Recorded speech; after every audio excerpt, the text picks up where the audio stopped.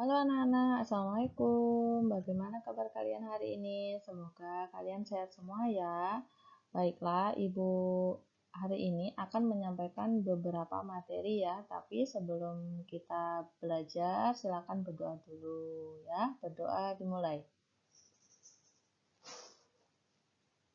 Berdoa selesai. Nah, kita hari ini mau belajar apa ya kira-kira? Nah, kemarin Ibu sudah memberikan pelajaran pada kalian, tematik pembelajaran 3 sampai 4. Nah, kemarin kita belajar mengenai suku bangsa dan bahasa. Kamu sudah mengumpulkan tugas kalian.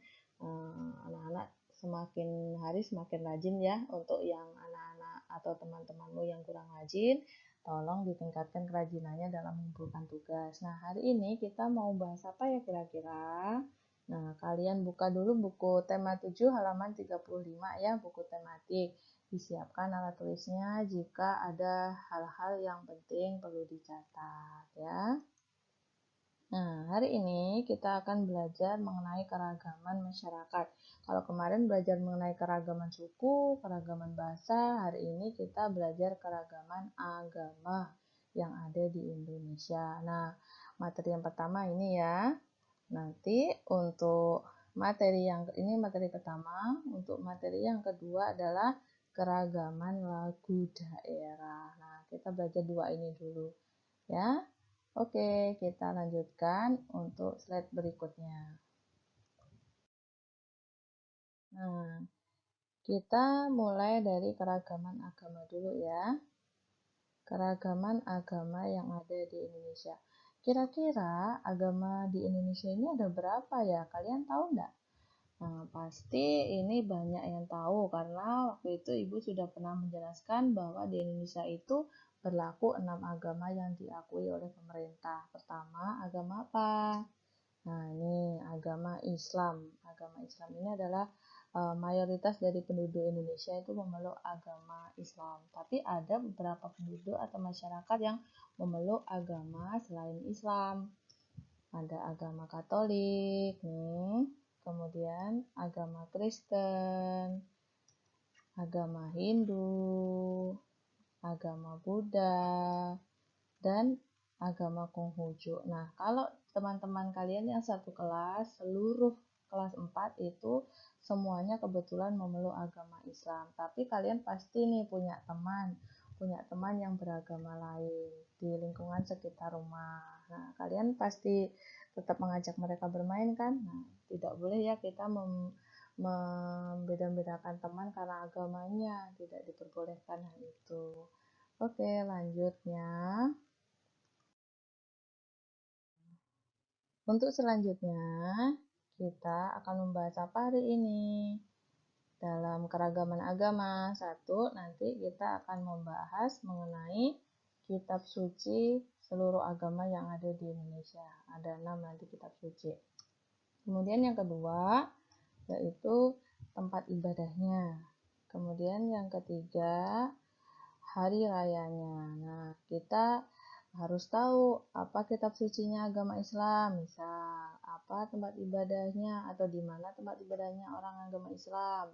Hari raya orang agama Islam itu apa? Begitu juga agama Kristen, kitab sucinya apa, tempat ibadahnya di mana, dan hari rayanya apa saja ya.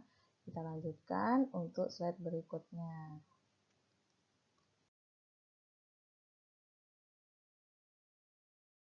Oke, kita mulai ya. Ini yang pertama yaitu agama Islam. Nah, ini untuk sebagian besar agama kita ya di Indonesia. Agama Islam.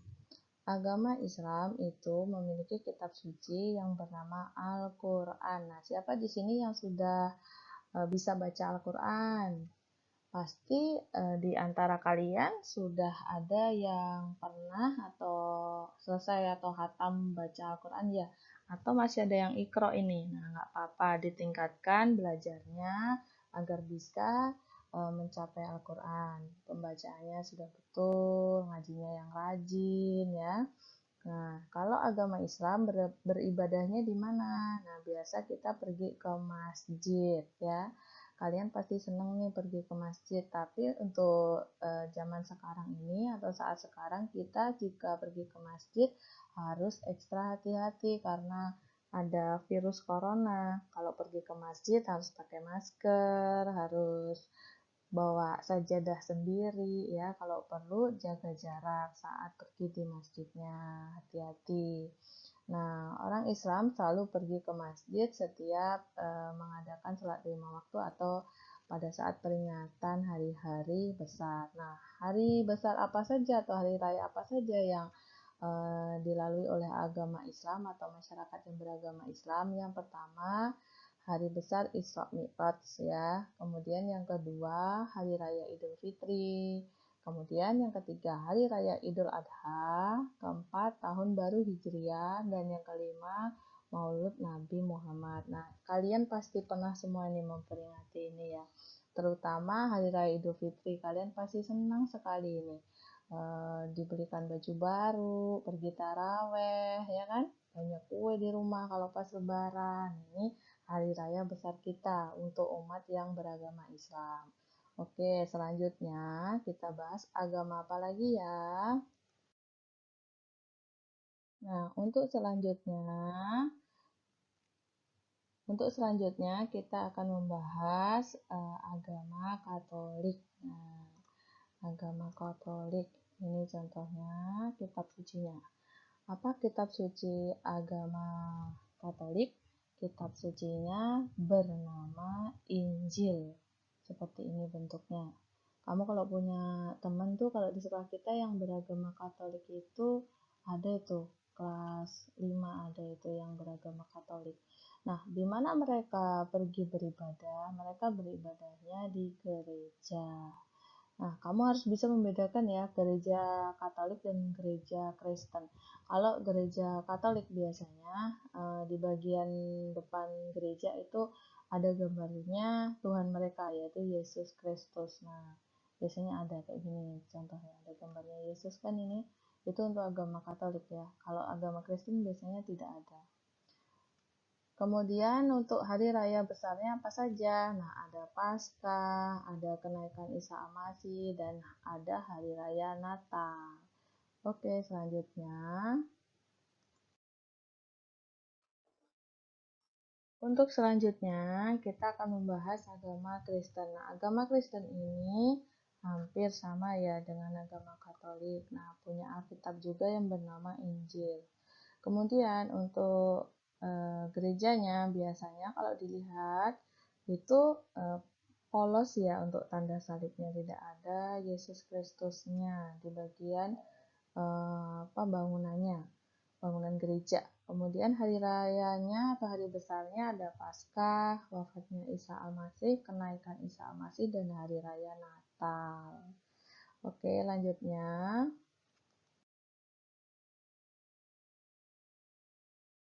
Untuk selanjutnya yaitu agama Hindu. Nah, agama Hindu itu paling banyak atau mayoritas masyarakatnya tinggal di daerah atau di Pulau Bali sana. Ada yang pernah ke Pulau Bali kah? Pasti ada nih di antara teman kalian yang pernah ke Pulau Bali. Di sana banyak sekali masyarakat yang beragama Hindu. Nah, apa kitabnya dari agama Hindu? Kitabnya bernama Weda, seperti ini. Kira-kira ya bentuknya ya, Bu Ulan tidak pernah tahu dalamnya seperti apa. Nah, kemudian untuk tempat ibadahnya itu bernama pura, biasanya sebutannya pura ya. Ini bentuknya bagus sekali. Nah, ini tempat ibadah mereka. Kemudian untuk hari rayanya atau hari besar agama Hindu itu sangat banyak sekali. Ada hari raya Nyepi, hari raya Galungan, Kuningan, Saraswati, Pagarwesi, Siwaratri. Nah, untuk yang paling sering kalian dengar nih, hari raya Nyepi. Nyepi ini berdiam diri di dalam rumah ya. Tidak boleh menyalakan lampu, tidak boleh menyalakan televisi, terus ngapain dia di dalam rumah kira-kira? Nah, mereka di dalam rumah berdoa ya, berdoa memohon ampunan pada Tuhan mereka itu pada saat Nyepi. Oke, selanjutnya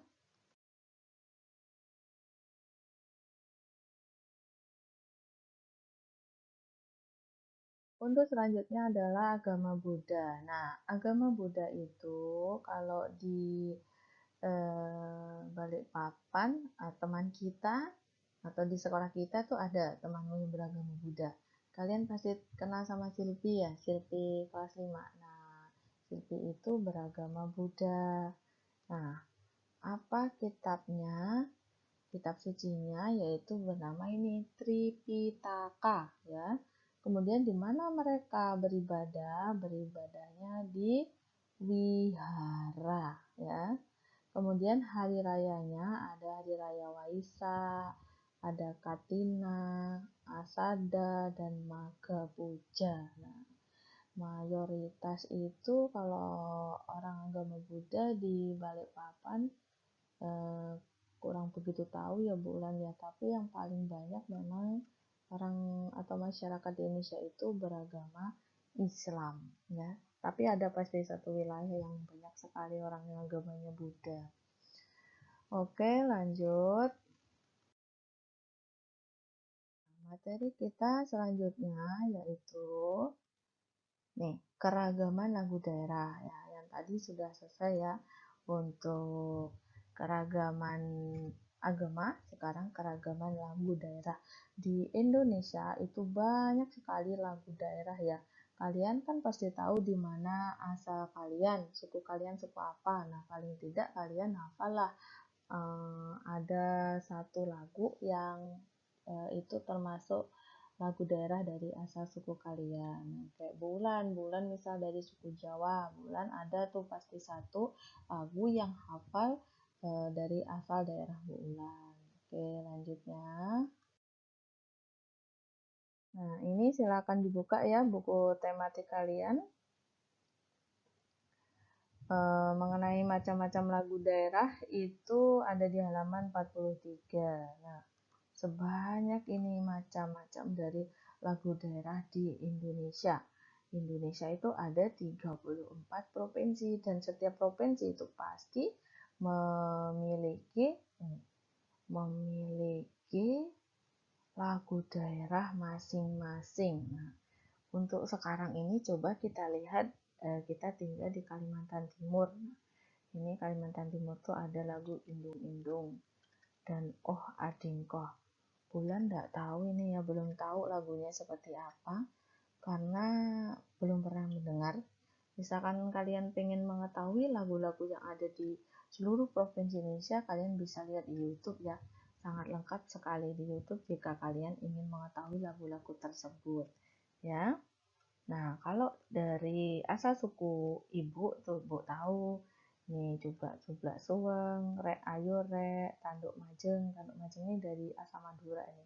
Pasti tahu tuh ayah ibu kalian yang berasal dari Madura. Ada lagi kita yang paling banyak di sini dari Sulawesi ya. Nah, ini dari Sulawesi. Nah, kemarin yang ibu suruh kamu menyanyi itu lagu Apuse. Apuse itu dari Papua Barat. Nah, nanti habis ini ibu akan memberi tugas kalian untuk menyanyikan satu lagu yang berasal dari Kalimantan, yaitu tepatnya di Kalimantan Selatan. Lagu apa? Ampar-ampar pisang. Nah, nanti ini tugas kalian ya untuk menyanyikan dan membuat video. Nah, ini untuk lagunya, untuk lagu Ampar-ampar pisang.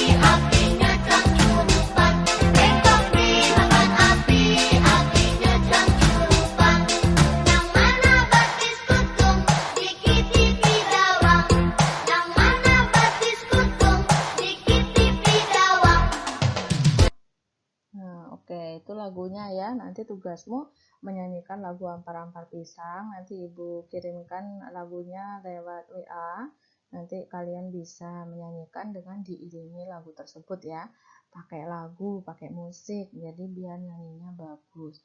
Saya belum apa Bu, misal kalau belum apa boleh melihat teksnya yang ada di bukumu, kamu lihat di halaman 46 ya.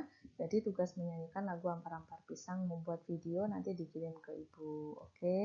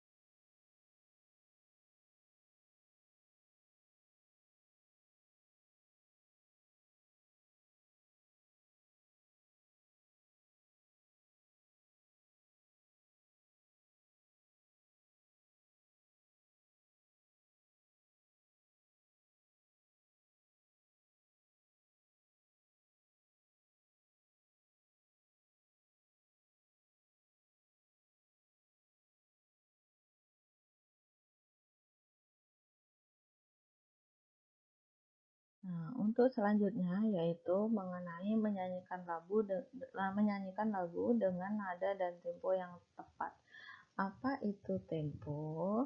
Tempo adalah cepat atau lambatnya lagu yang dinyanyikan, sedangkan nada adalah bunyi yang teratur. Nah, nada itu dibagi menjadi dua, nada tinggi dan nada rendah. Waktu itu sudah Ibu jelaskan. Nada tinggi, nada rendah, ada lagi nada sedang. Nah, kalau nada tinggi biasanya ada tanda titiknya di bagian atas. Kalau nada rendah berada di bawahnya itu ada titiknya. Kalau tidak ada titiknya itu berarti nada sedang ya.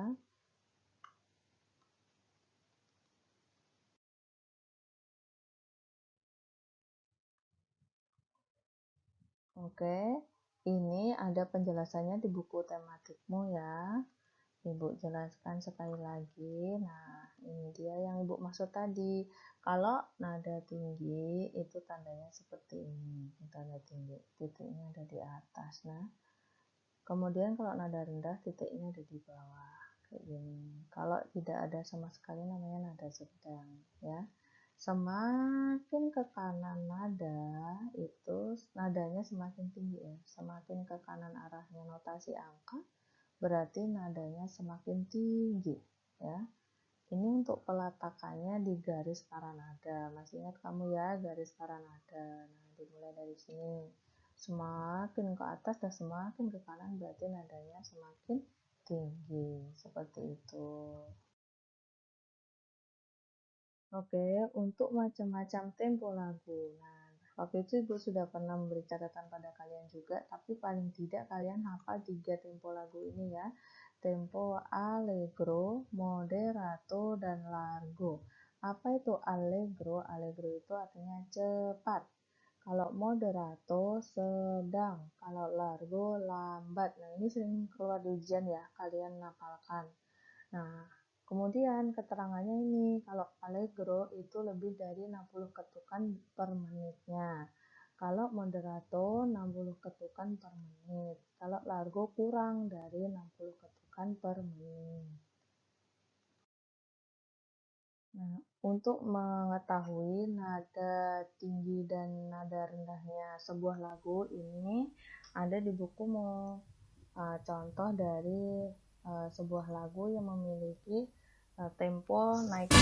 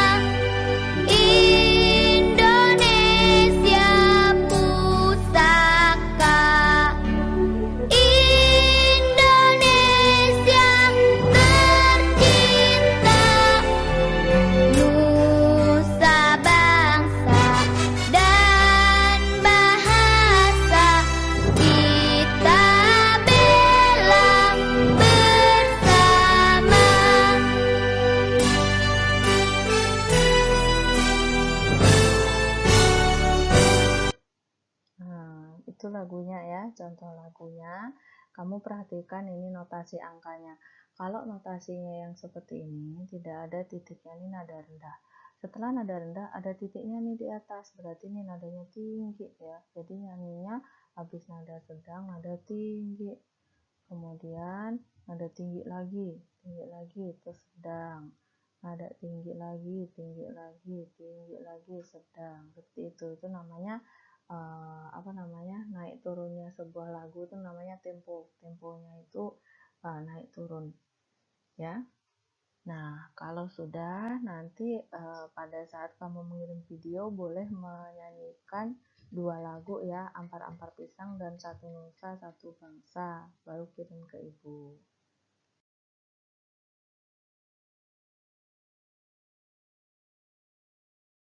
Oke, selanjutnya macam-macam tangga nada. Nah, tangga nada itu ada 2. Nanti ibu jelaskan dulu yang pertama. Tangga nada diatonis. Apa itu tangga nada diatonis? Tangga nada diatonis adalah tangga nada yang mempunyai 2 jarak tangga nada, yaitu 1 dan setengah. Contoh alat musik yang menggunakan tangga nada diatonis adalah organ dan piano. Tangga nada diatonis terbagi menjadi 2 macam, yaitu tangga nada diatonis mayor dan minor. Ya, kalau tangga nada diatonis mayor itu biasanya lagunya yang bahagia-bahagia, lagunya semangat. Nah, kalau nada diatonis minor itu lagunya biasanya sedih ya. Ini biasanya ada di ujian ya, kamu disuruh melihat ini tanda interval lagu. Nah, ini ada tandanya. Kalau diatonis mayor 1 1 setengah 1 1 1 setengah. Kalau ngapalin tuh 2 setengah 3 setengah gitu biar hafal ya. Kalau minor 1 setengah 1 1 setengah 1 setengah atau 1 setengah 2 setengah 1 setengah biar gampang hafal. Nah, untuk yang kedua yaitu tangga nada pentatonis. Tangga nada pentatonis adalah tangga nada yang hanya memakai 5 nada pokok, jadi ada 5 aja, dengan jarak yang berbeda-beda. Nada dalam tangga nada pentatonis tidak dilihat berdasarkan jarak nada, tetapi berdasarkan urutannya dalam tangga nada. Tangga nada pentatonis sering ditemukan pada jenis musik daerah. Nah, alat musiknya contohnya gamelan dari Jawa ya. Ada pentatonis limbro dan ada pentatonis pelok. Ya, dihafalin ya, ada 2 itu. Nah, baiklah anak-anak, sekian penjelasan dari Ibu. Terima kasih sudah mendengarkan penjelasan Ibu. Selamat belajar. Jika ada hal yang kurang dimengerti, boleh japri Ibu atau WA Ibu ya. Oke, Ibu akhiri. Wassalamualaikum warahmatullahi wabarakatuh.